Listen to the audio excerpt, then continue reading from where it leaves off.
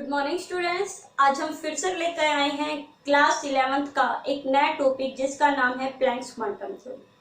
देखिए, हम लोग पढ़ रहे हैं इलेक्ट्रोमैग्नेटिक रेडिएशंस, और इलेक्ट्रोमैग्नेटिक रेडिएशंस में हम लोग ये तो पढ़ चुके कि इलेक्ट्रोमैग्नेटिक जो रेडिएशंस जो होती हैं इनका नेचर वेव की तरह होता है, कि वेव की तरह आता है। बट वेव नेचर के थ्रू हमने ब्लैक बॉडी रेडिएशंस को हम एक्सप्लेन नहीं कर पा रहे थे, और ना ही फोटो इलेक्ट्रिक इफेक्ट को क्या कर पा रहे थे, एक्सप्लेन कर पा रहे थे। तो उन दो चीजों को एक्सप्लेन करने के लिए जब प्लैंक्स ने अपनी थ्योरी दी तब ये देखा गया कि इलेक्ट्रोमैग्नेटिक जो रेडिएशंस होती है उनका नेचर वेव की तरह तो होता ही है, बट साथ में पार्टिकल की तरह भी वो बिहेव करती है। यानी electromagnetic radiations behaves as a particle as well as wave nature. दोनों नेचर होते हैं, दोनों की तरह होती है। तो अब देखो कैसे एक्सप्लेन किया। प्लैंक्स ने अपनी एक थ्योरी दी। उसने ये कहा कि जो ये सनलाइट जो आ रही है, जो हमारे पास रेडिएंट एनर्जी आ रही है, भाई सनलाइट को हमने नाम दिया रेडिएंट एनर्जी। जो ये हमारे पास रेडिएंट एनर्जी आ रही है ये कंटिन्यूसली नहीं आ रही है, ये पैकेट्स की फॉर्म में आ रही है, कि हमारे ऊपर लाइट के पैकेट्स गिर रहे हैं। क्या गिर रहे हैं?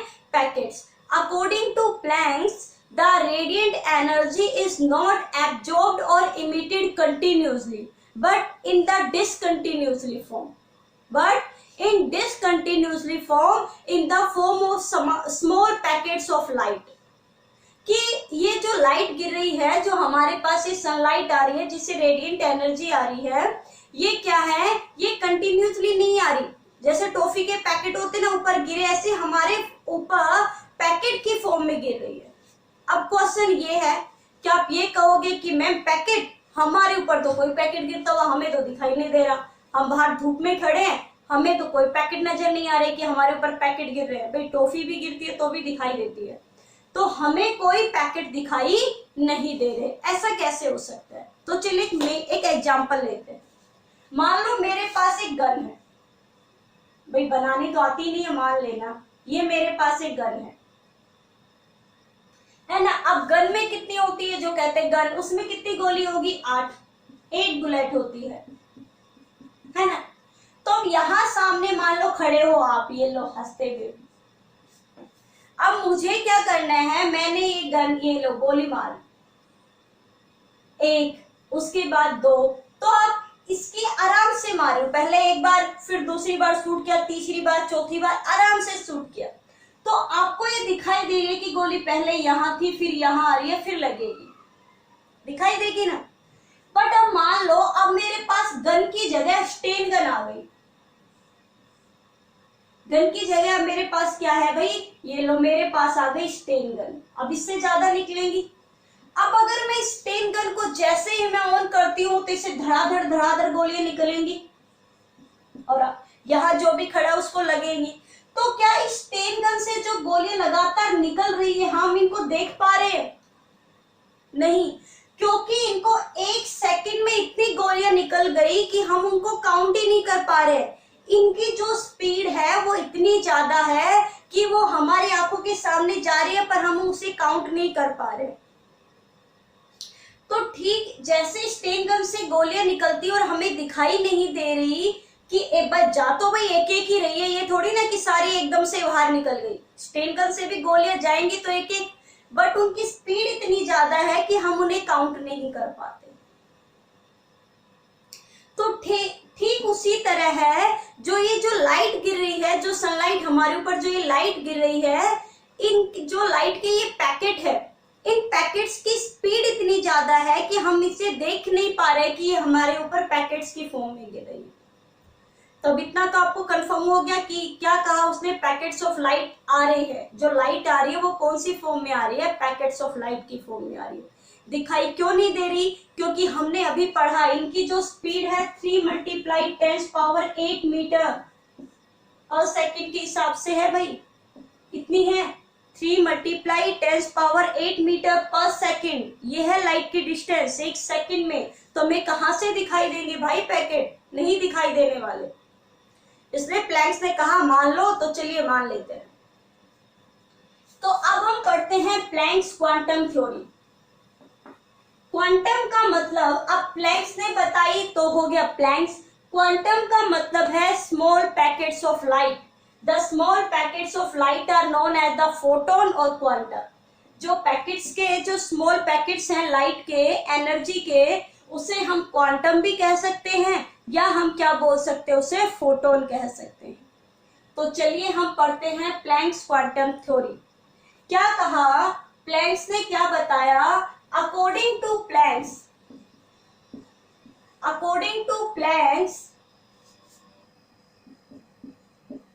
the radiant energy is not emitted यानी निकल रही है, not emitted और absorbed continuously, not emitted or absorbed continuously but discontinuously। Continuously नहीं हो रही, कैसी हो रही है? Discontinuously in the small form, in the form of small packets of light energy, small packets of light energy.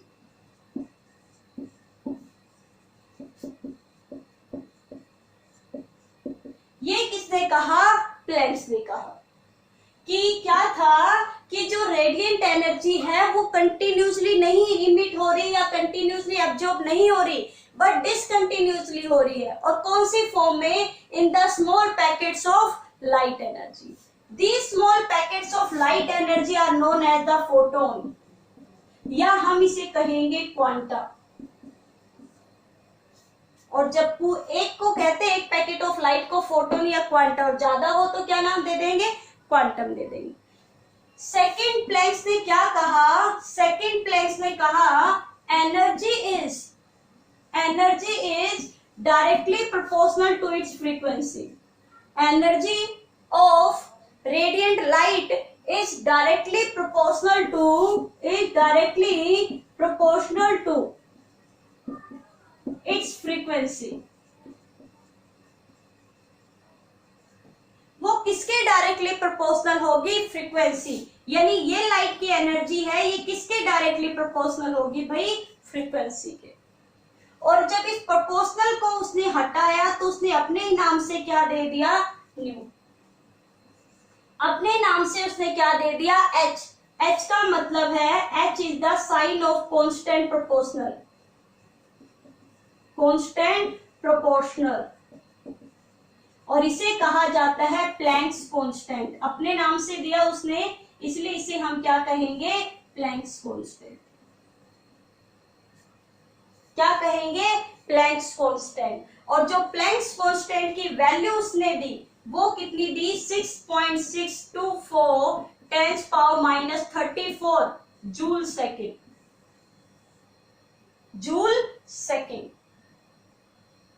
क्योंकि energy, देखिए एनर्जी की यूनिट क्या हो जाएगी? जूल, और फ्रीक्वेंसी की क्या होती है? पर सेकेंड। तो इसकी कैसे आएगी यूनिट? देखिए ई डायरेक्टली प्रोपोर्शनल, एच न्यू करते हैं, हमें किसकी निकालनी है? एच की वैल्यू निकालनी है। तो ई अपॉन में कितना हो जाएगा? न्यू इक्वल टू कितना हो गया? एच। ई की वैल्यू, एनर्जी को हम किससे लिखते हैं भाई? जूल से। न्यू पर सेकेंड, ऊपर जाके सेकेंड हो जाएगी, वैल्यू क्या हो जाएगी? Joule second. यूनिट क्या हो जाएगी इसकी? Joule second. यानी इसकी एनर्जी और फ्रीक्वेंसी में थोड़ा बहुत अंतर है जो उसने अपने नाम से दे दिया प्लैंक्स कांस्टेंट। कितना कहा? इतना। 6.6 लिख सकते हो आप, 6.6 10⁻⁻34 जूल सेकेंड। या अगर अर्ग में लिखना है तो लिख सकते हो 6.624 10⁻⁻27 अर्ग जूल, सॉरी अर्ग सेकेंड, ये भी लिख सकते हो। ये वैल्यू है जूल में, एसआई यूनिट, ये है सेकेंड उसमें, अर्ग में है। तो ये कहा था प्लैंक्स ने। और इसके थ्रू ही उसने क्या प्रूव किया था, फोटो इलेक्ट्रिक इफेक्ट को भी यही तो प्रूव किया था भाई, जितनी ज्यादा एनर्जी की लाइट गिरेगी उतनी ही फ्रीक्वेंसी से क्या निकलेंगे, इलेक्ट्रॉन गिरेंगे। दूसरा, ब्लैक बॉडी रेडिएशंस को भी तो ऐसे ही एक्सप्लेन किया था कि जितनी एनर्जी की आप लोग क्या डालोगे, लाइट डालोगे, उतनी ही ज्यादा वो फ्रीक्वेंसी की लाइट को क्या करेगा, इमिट करेगा। इसीलिए पहले जब हम लोहे को गर्म करते हैं तो हमें लाल दिखाई देता है, क्योंकि वो कम एनर्जी लेता है शुरू में, तो कम फ्रीक्वेंसी की लाइट को इमिट करेगा, रिफ्लेक्ट करेगा। फिर वो ऑरेंज दिखाई देता है, यानी ज्यादा और एनर्जी की लाइट ली, और एनर्जी ली, तो और ज्यादा फ्रीक्वेंसी की लाइट को उसने रिफ्लेक्ट किया। फिर वो लोहा ब्लू दिखाई देता है, क्यों, क्योंकि जैसे हमने और गर्म किया, उसने और एनर्जी ली, तो और ज्यादा फ्रीक्वेंसी की लाइट को क्या करेगा, रिफ्लेक्ट करेगा। तो ये दोनों जो ब्लैक बॉडी रेडिएशन थी और फोटो इलेक्ट्रिक इफेक्ट था, उन दोनों को एक्सप्लेन करने का काम किसने किया, प्लैंक्स ने। क्योंकि उसने क्या कहा, जो एनर्जी है वो डायरेक्टली प्रोपोर्शनल किसके होती है भाई, फ्रीक्वेंसी के होती है। तो सबसे पहले कि जो हमारे ऊपर जो एनर्जी गिर रही है वो पैकेट्स की फॉर्म में गिर रही है, उन पैकेट्स को हम फोटोन कह सकते हैं, क्वांटा कह सकते हैं। फिर वो कंटिन्यूसली नहीं है, वो कैसी है, डिसकंटिन्यूसली फॉर्म में है, चाहे वो एब्जॉर्ब हो रही हो किसी के थ्रू या रिफ्लेक्ट हो रही हो। और प्लैंक्स कांस्टेंट जो है वो h से लिखते हैं, स्मॉल h। इसकी जो वैल्यू होती है वो है 6.6 × 10⁻34 जूल सेकेंड ले सकते हो न्यूमेरिकल सोल्व करते टाइम। तो अब ये सारी चीजें आपको क्या करनी है, अच्छे से सोल्व करनी है। इसके ऊपर आपको क्या करना है, न्यूमेरिकली सोल्व करनी है। तो चलिए एक न्यूमेरिकल सोल्व कर लेते हैं।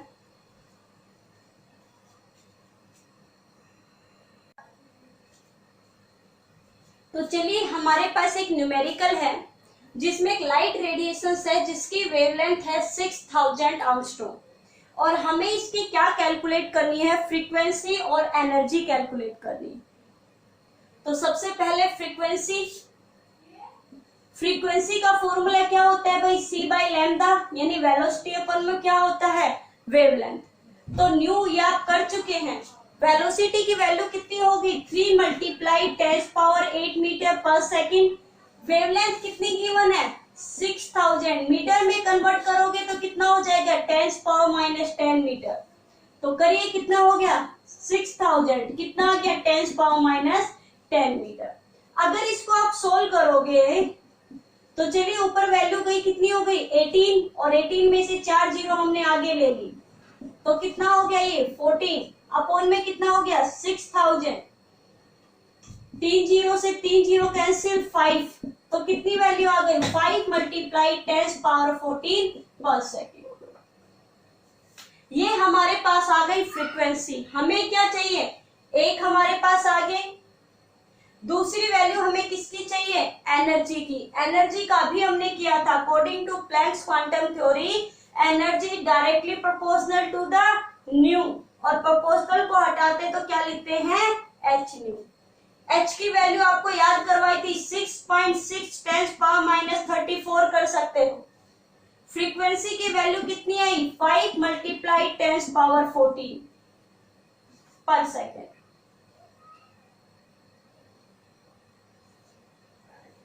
ठीक है, ये जूल सेकेंड, ये पर सेकेंड, तो वैल्यू आएगी एनर्जी की जूल में। कितना हुआ, -3, 14, कितनी वैल्यू बचेगी, 6.6 × 5, -3 करोगे 14 में से कितनी बचेगी, 11, 10⁻11। तो अब आपको कितना हो गया भाई, ये अगर करेंगे तो कितनी हो गई, 6 5 जा 33, 6 5 जा 30 और 3 कितना हो गया, 33 जूल। ये हमारे पास क्या आ गई, इसकी एनर्जी आ गई।